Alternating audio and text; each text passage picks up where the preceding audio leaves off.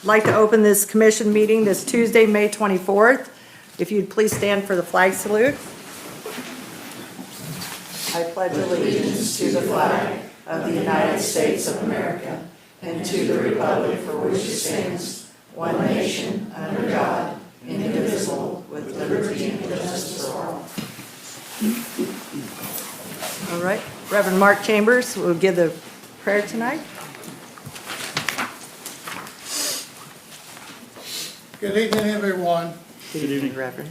I would like to ask if we could for just a moment to have a moment of silence and to remember the horrible violence this afternoon in Uvalde, Texas, where 14 innocent children were shot and the teacher was shot and are dead, and there are about 13 still in the hospital. And if we could just pause for a moment to remember them.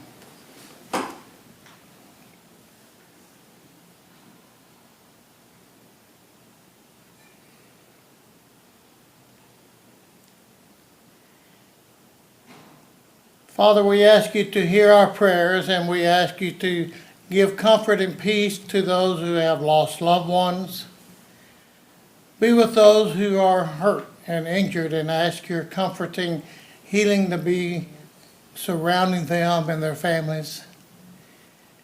Father, we are approaching Memorial Day. We want to give you thanks for the lives of those many brave men and women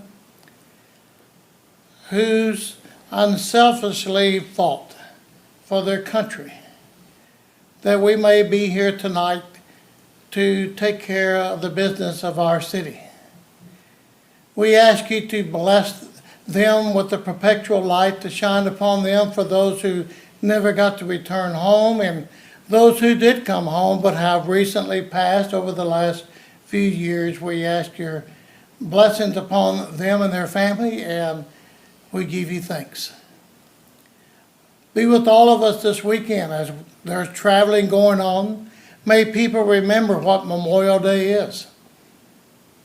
More than barbecue and games and family reunion, but a time to give you thanks and to remember those dedicated people. Father, we ask your blessings upon this commission court tonight as they come together to make decisions and guide them with your Spirit. Bless them. Bless our administrators and all our city of people that work for this great city. We ask you to continue blessing Pittsburgh now and for days, months, and years to come. And may we all get together and be in peace and harmony with one another at all times and all places. We ask these things in your holy name. Amen. Amen. Thank you. All right. Open public input. If anyone would like to speak, come up to the podium, state your name and your address. You have 5 minutes. Anyone? All right. Closing public input. Tonight I have 2 proclamations to read. The first one will be Lori Ann Spacek. Lori, if you'd like to come up.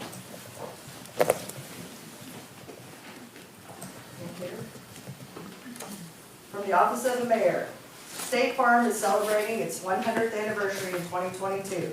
The City of Pittsburgh recognizes the positive impact the company and its agents have on our community, as they have been taking care of customers in Kansas since 1927. State Farm was founded in the United States on the 7th of June in 1922 by George J. Maherl, a farmer from Myrna, Illinois. Now, therefore, I, Cheryl Brooks, Mayor of the City of Pittsburgh, Kansas, do hereby proclaim June 7th, 2022, State Farm Day in the City of Pittsburgh, and call upon the residents of our great city to observe this day by demonstrating what a good neighbor is all about, through acts of kindness, charity, and helping the less blessed in our community. I thank Lori Ann Spacek with State Farm. Would you like to say anything? Thank you so much. I wanted to thank this community for being supportive and allowing us to do all the things that we get to do for the less blessed. And Thank you to the chamber for naming us the Small Business of the Year. We appreciate all of you. Thank you so much. All right, my next one would be the Pittsburgh Lions Club. If you'd like to all come up.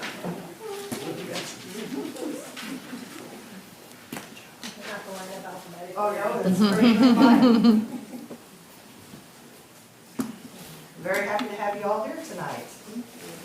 From the Office of the Mayor, in October of 1917, the Lions Club International was founded as a place where individuals could join together to give their valuable time and effort to improve their communities and the world. The motto of the Lions Club International is, "We serve." On June 3rd, 1922, the Pittsburgh Lions Club was chartered.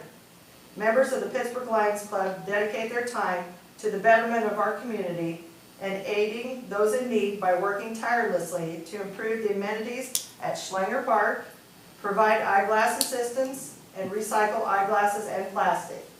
Now, therefore, I, Cheryl Brooks, Mayor of the City of Pittsburgh, do hereby proclaim June 3rd, 2022 as Lions Club Day in the City of Pittsburgh.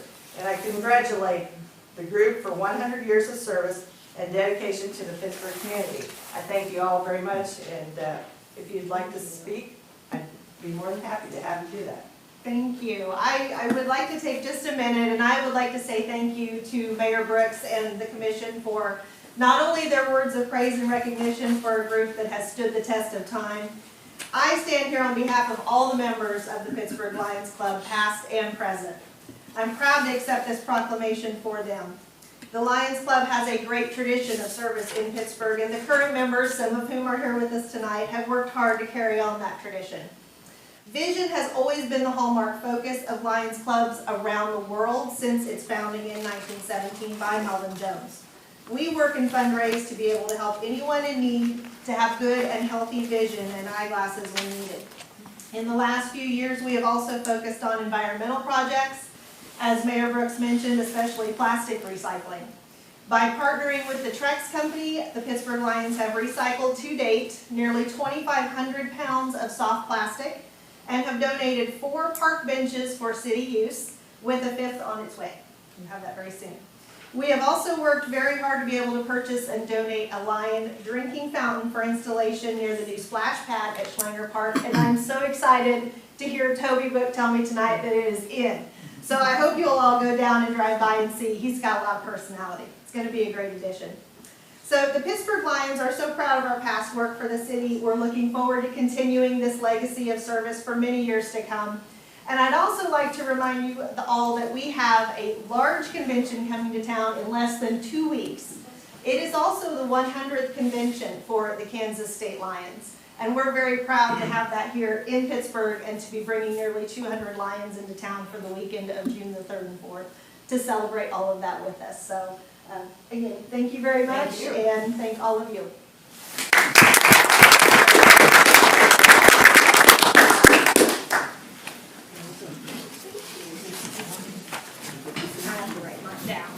Thank you to both Lori's here. Thank you so much.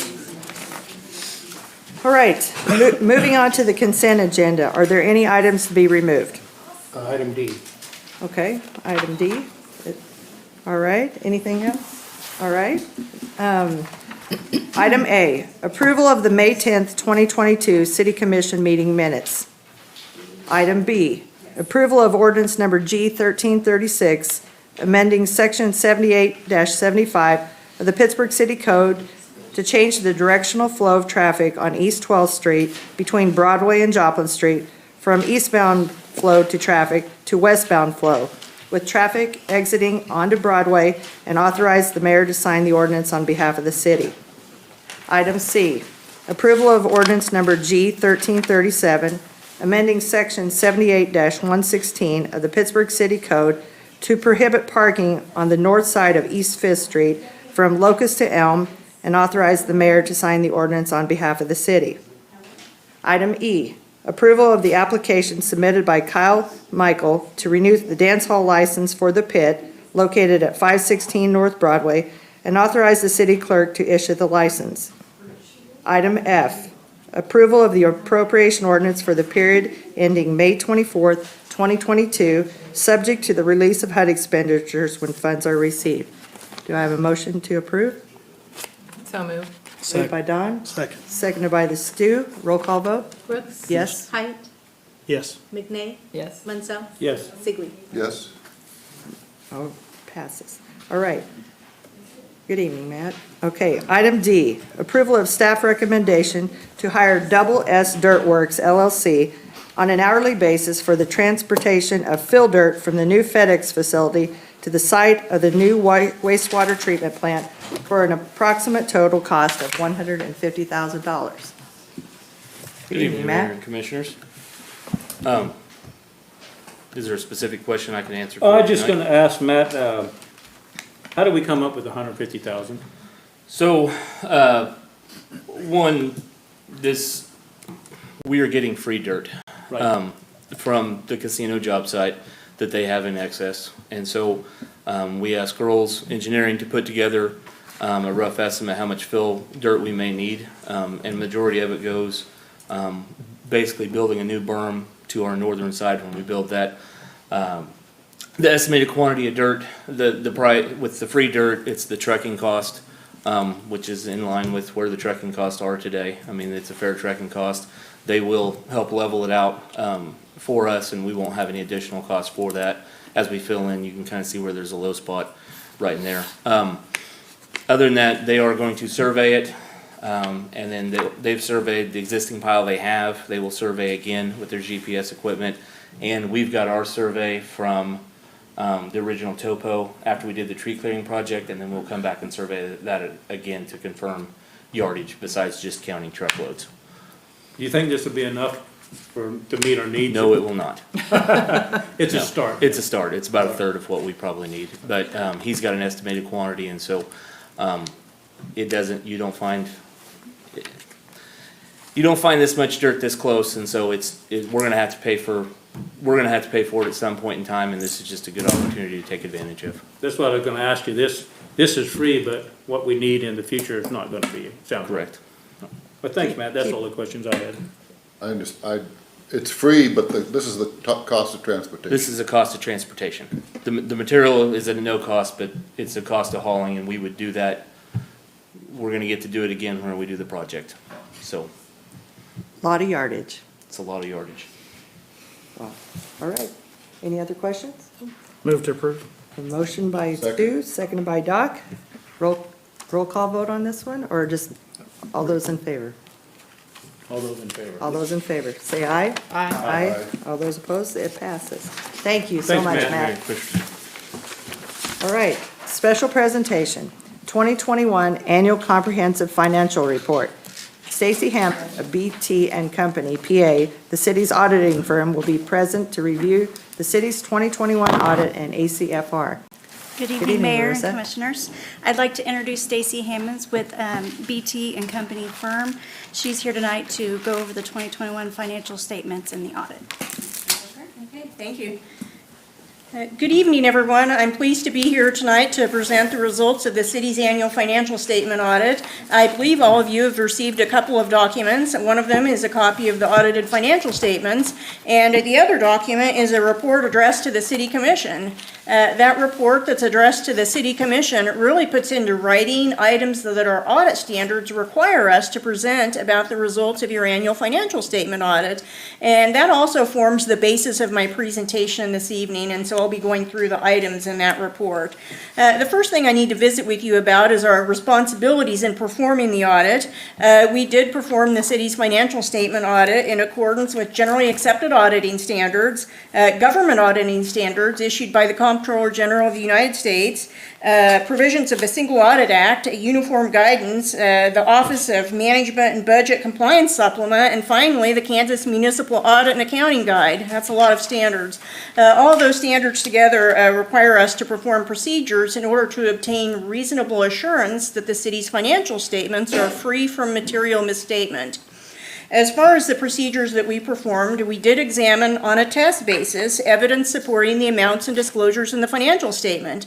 We also reviewed the accounting principles that management of the city uses and the significant estimates made by management, as well as evaluating the overall financial statement presentation. The most important thing that I'll be telling you this evening is that as a result of all those procedures that we performed, we did determine that the city's financial statements are presented fairly in all material respects in accordance with generally accepted accounting principles. Therefore, we issued what we call an unmodified audit opinion, which is the best kind of opinion that the city can receive. And moving on, we are required to visit with you a little bit about the accounting policies and practices that the city has in place, especially if there had been any changes in existing accounting policies, new accounting standards adopted, or significant or unusual transactions. Nothing in any of those areas this year that we're required to report. It was a relatively quiet year as far as implementing new standards. It won't be the case next year, but it was this year. We do need to visit with you a little bit about some significant accounting estimates, though. Those are summarized on page 4, I believe, of that report to the commission, and they are the city's other post-employment benefits and the net pension liability that results from the city's participation in CAPERS. Our job as auditors is to look at the process that management of the city has in place to measure and record those accounting estimates. We did determine that the city has a reasonable process in place, and that's what we're concluding related to each estimate in the final column next to each one on page 4. There were several audit adjustments that we made during the course of the audit. Those are summarized at the very end of the report to the City Commission.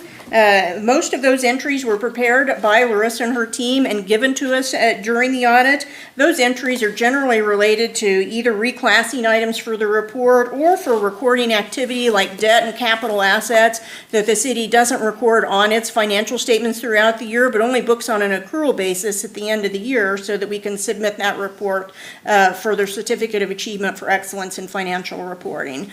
So we're getting those entries from Larissa at the end of the year in order to record those accruals. The final sections of our report on pages 2 and 3 are where we would report to you if anything bad had happened during the audit, if we'd had any significant disagreements with management, any significant difficulties or consultations. I'm pleased to report that there's nothing in any of those areas. Management of the city was extremely cooperative throughout the entire audit process and very transparent in answering the numerous questions that we had. Finally, I would like to point out that after page 4 of the report, there's a letter that's 7 or 8 pages long with a bunch of numbered items on that, and we call that management's representation letter. That's the last step in the audit process, and that's where management of the city is putting into writing items that they represented to us throughout the course of the audit. We like to include that in the packet that you've received so that you can see what management did represent to us. We think it helps you to fulfill your fiduciary responsibilities and being able to look at that and know what did get represented to us. Before I turn it over for questions, I would like to thank Larissa and her team for their hard work in preparing for the audit. To achieve a good audit result is not something that just happened in the several weeks before we came on site.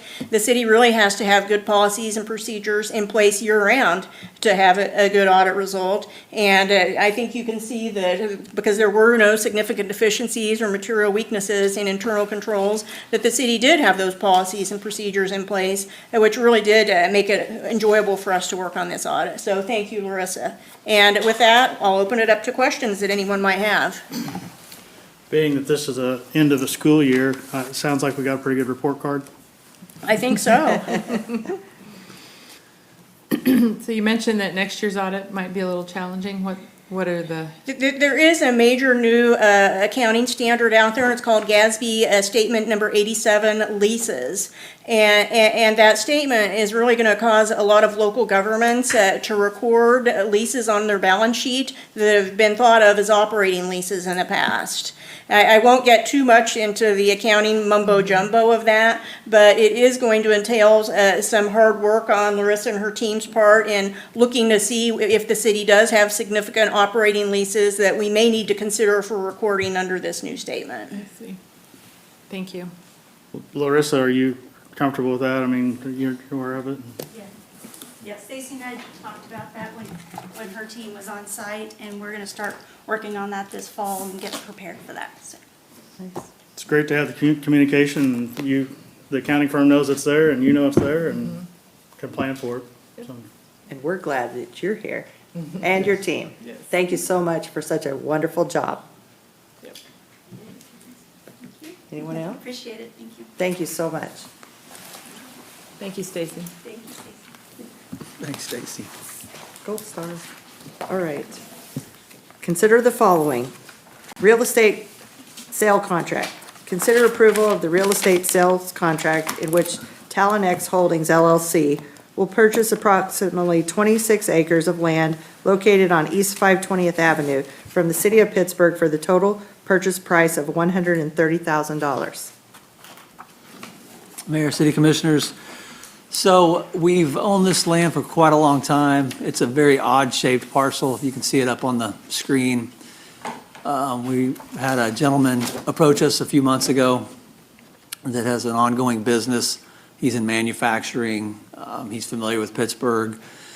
He's pretty active with the university, and as we started talking about it, it looked like this parcel of land would work well for him. So we had negotiated a temporary agreement.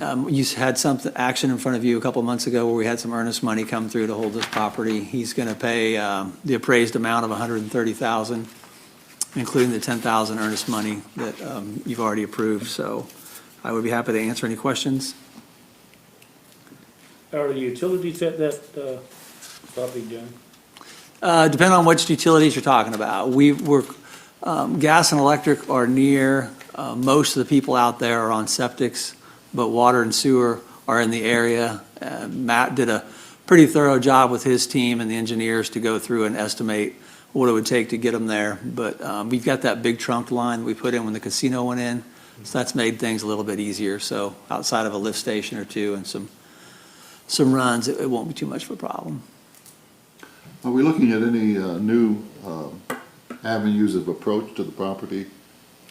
The approach to the property will be that road on the left side, on the west side.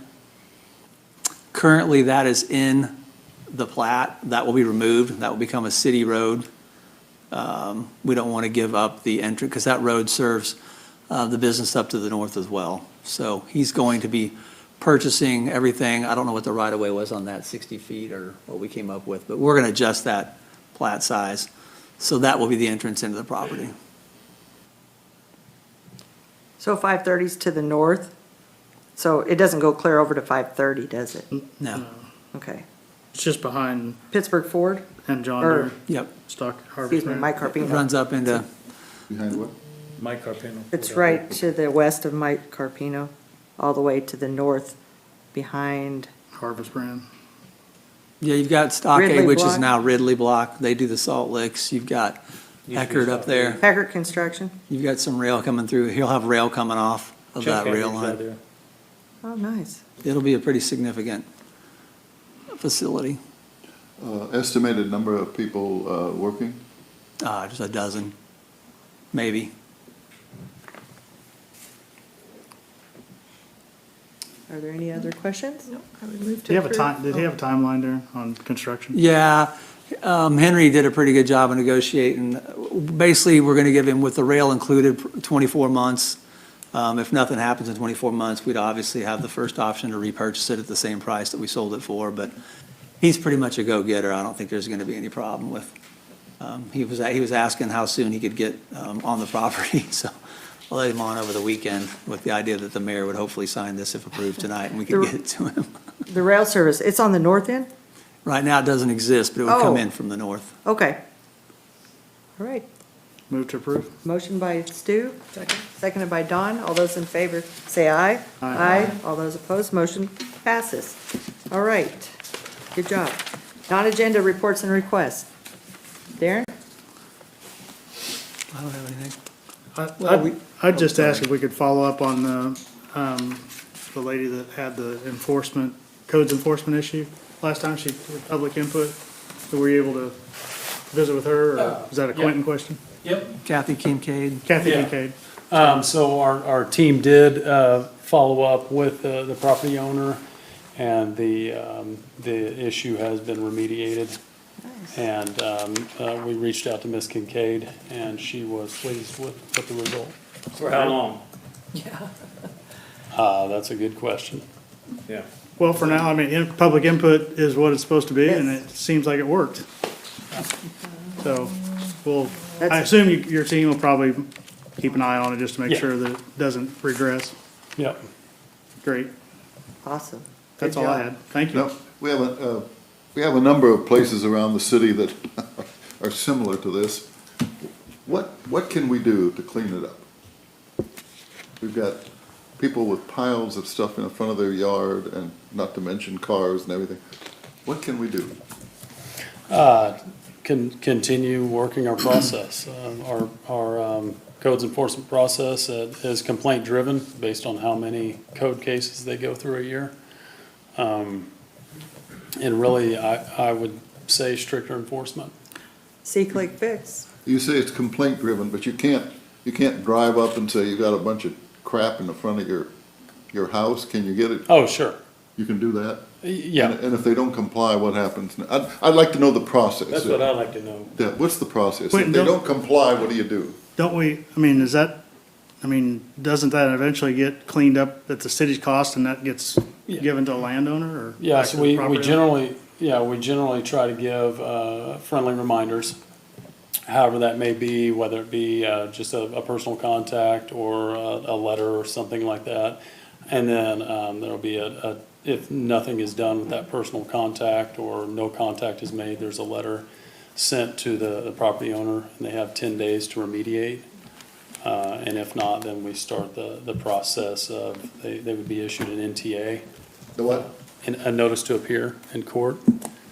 So then they will come to court, they'll have that notification period to, hopefully, within that time frame of appearing in court, they have fixed the issue. And then our prosecutor and judge will either discuss the issue with them, issue a fine, or if it's remediated, it goes away. So it's complaint driven or code enforcement can possibly maybe see what they Yeah. think might be a violation? And then what happens? That. The same process. A Right. friendly reminder and the 10 days notice. Yeah. What happens So- if you give them a friendly reminder, 10 days, and a friendly reminder, 10 days notice? When does it end? Notice to appear? Yeah. Yeah. What? Notice to appear in It gets court? pretty, once you get into the court, it's very strict on how many days we have to give notice and things to get people to show up in court.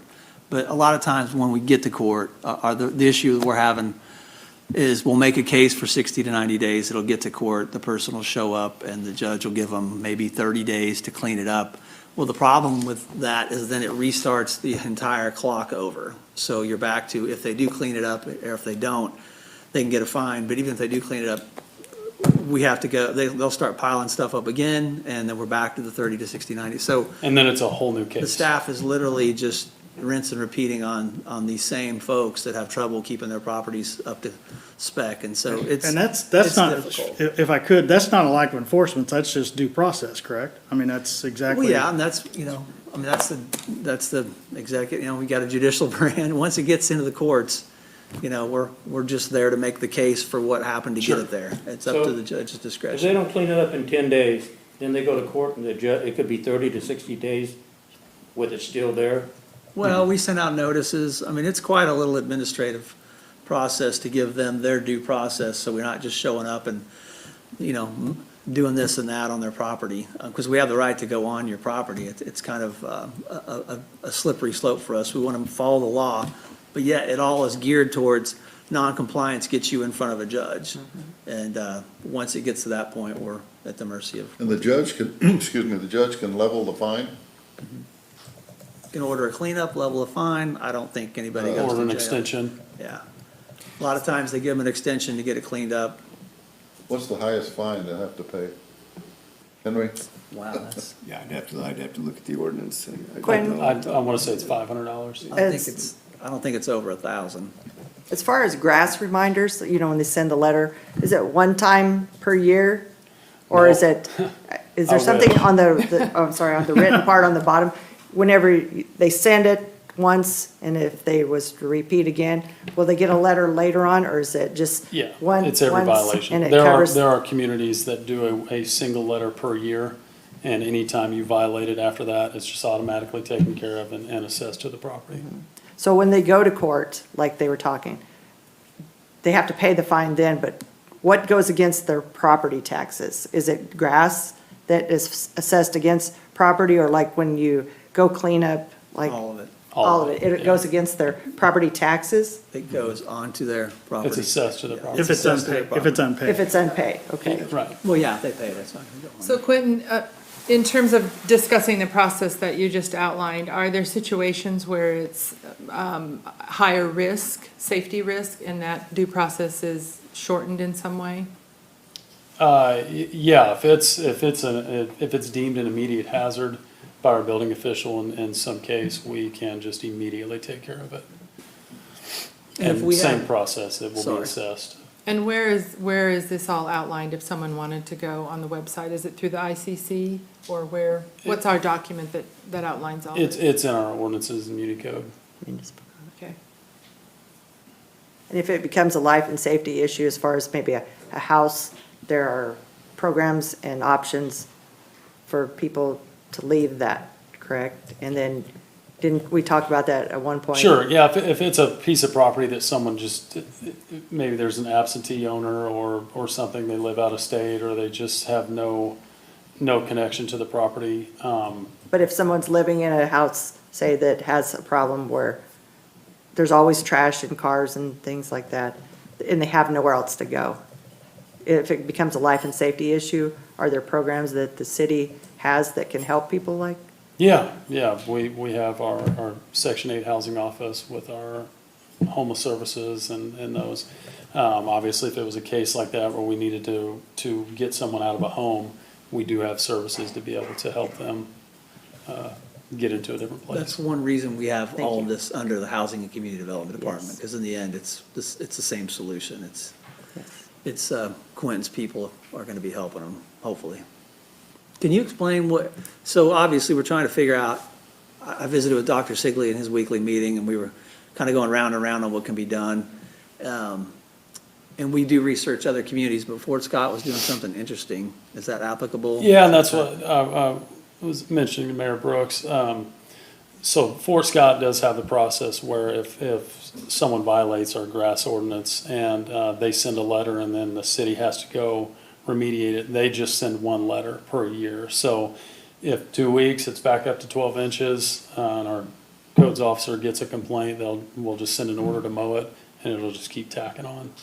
I know there's certain instances where people might be elderly and they can't afford maybe, and it's got away from them, Sure. that type of thing, and so And generally, I know our codes enforcement officers, very good about talking to people. very good about speaking with the owners of the property and making sure that they're aware of what's going on and why it is out of compliance. But we've seen every year when we approve those chronic offenders.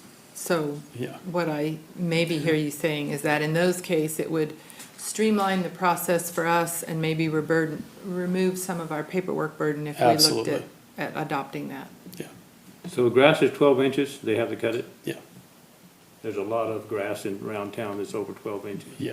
And this And is. we're, Rain doesn't Well, help. yeah. That's a great point, We're very because on we're also the city, and we've got to have some compassion and some reason. I mean, Matt's got men and women lined up to fix potholes, but with the weather, if you haven't noticed, we're not doing too much road work right now.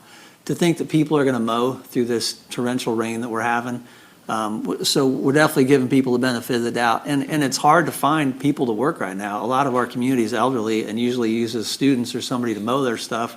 Well, if they don't have it or they can't get out because gas is $32 a gallon and they can't get their mower fixed, there's a lot going on right now. So we're trying to come up with a longer-term solution to get out of the mowing business, because our stormwater crews, our parks crews, our code enforcement, I mean, we're mowing more than we're fixing the things. We only have really end of May, June and July, and the beginning of August, we can really get after things in this community when their students aren't just everywhere and traffic isn't bad. And when you're tied up that much time every year, it just seems to be just as wet as the year before. We're trying to find a better solution. We're stuck with what we've got this year, but we're trying to work together and get more done, and right now, we're just mowing. It's What about, tough. having a private company do the mowing? Would that, I think if we got ahead of it, we've tried that in the past, but I'm not sure we did it to the extent that we would almost have to hire a part-time seasonal administrator of that program, because to ask all the managers of the crews that are doing everything else to manage the mowing. But I think if we could take a swing at putting out something in February and giving some people a chance to maybe get organized and say, look, we're going to take on this mowing, because I mean, every year, it's like snow, you just don't know what you're gonna get. Some years it may not rain, it may all dry up by the middle of July and just be dormant for 2 months, but usually it seems like right now, we've got just a few windows to get in there and mow, and when we're sitting around waiting to mow, I think contract mowing would create some jobs if we could get somebody interested, but I think we should try that next year, I really do. I think That's a good idea. There's a lot of contract mowers out we there. may not get anybody, I think but, it's amazing how much city of Pittsburgh mows, oh, it's all. lots. I mean, I was talking to Toby today about Jacob, and have you guys talked about, the right of way? And he's like, man, the town's a jungle, and we've got, somebody's got, I'm like, yeah, I mean, yeah. I mean, there's just a lot to do, and mowing is taking up a lot of time. So, good, we'll probably come to you at some point with a recommendation to take some money, put it aside, and kind of talk about, maybe we try contract mowing next year on a bigger scale than we have before. And see what happens and get out in front of it early, because it's a little worrious. It's Yeah. time consuming. There are a lot more impactful things we can do in our community than mow with our staff. The land bank has someone contracted to mow those, correct? Uh-huh. And it's very reasonable. Yeah. The Yes. rates are very reasonable. Yes. And then we've got our own compliance issue. If somebody doesn't mow, we've got to send out a contractor, but a lot of times, picking up things that don't get picked up, and like you were talking about 5 minutes ago, if somebody just leaves a pile of stuff, do we go through the 60-day process? Well, usually we just get over and get it picked up because it's blocking a street or making an unsafe condition, so. What about the possibility of doing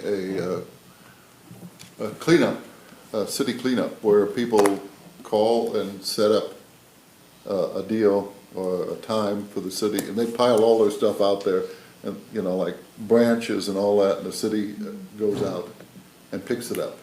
We did one last year. Big undertaking. And we're gonna take on it, we're gonna do, Matt's promised, weather permitting. Last year they did it in a torrential rainstorm.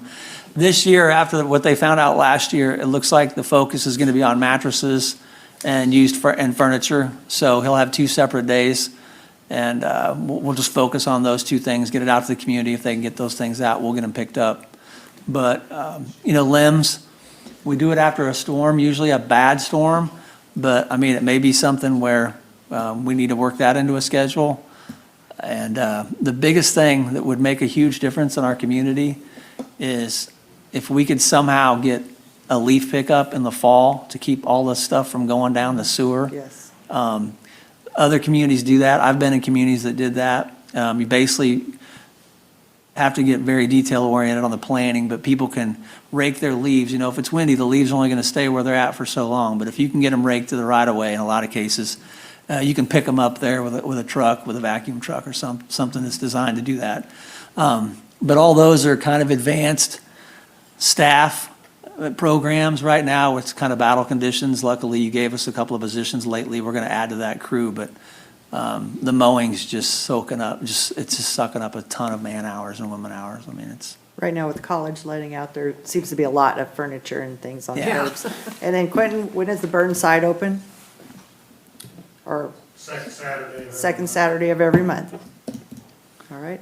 Matt, what are you thinking? Come on up here, Matt. We're not going to let you not talk about. Are you planning 2 pickups? Are you going to Break be out able your to get on magic those? wand.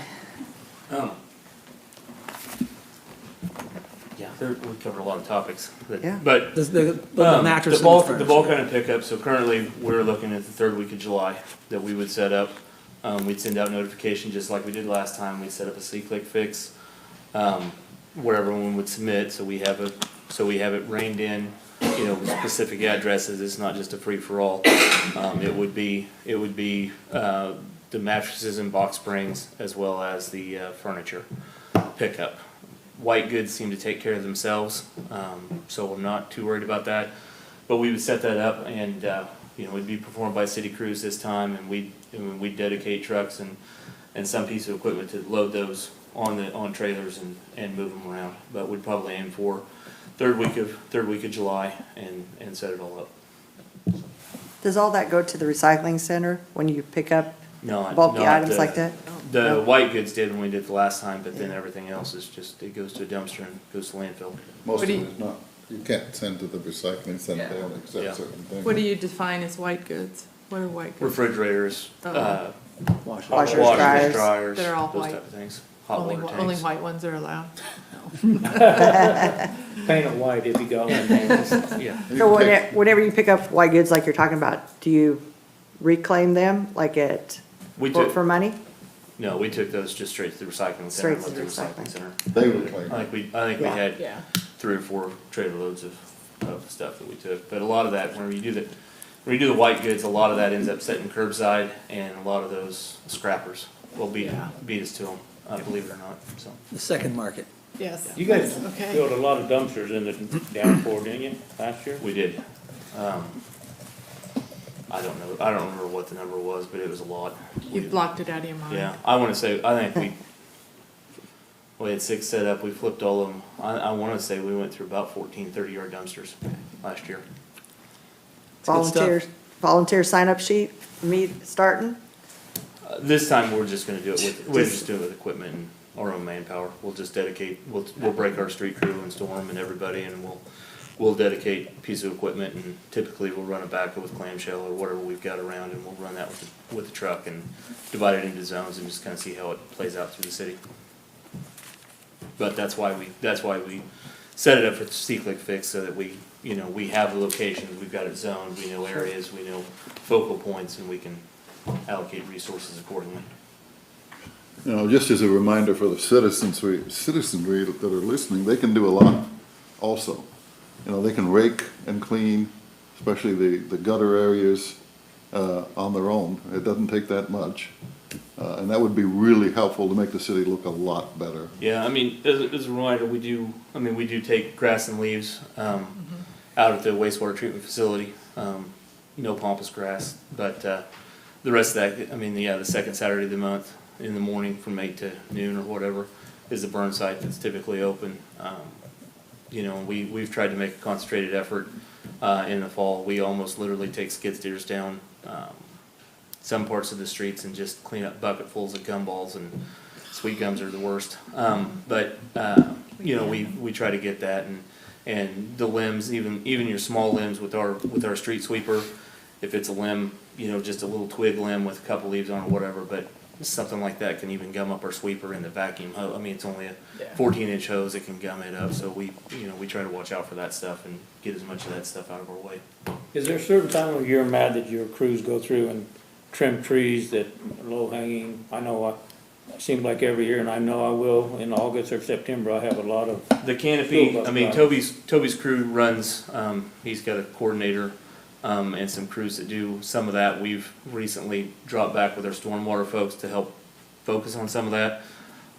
We went down Walnut, and we went down Georgia, and we continue to try to open up that corridor, for fire trucks, for my equipment and dump trucks. I mean, we've lost some light bars, and actually we broke the window out of the back of a half-ton truck just with a limb.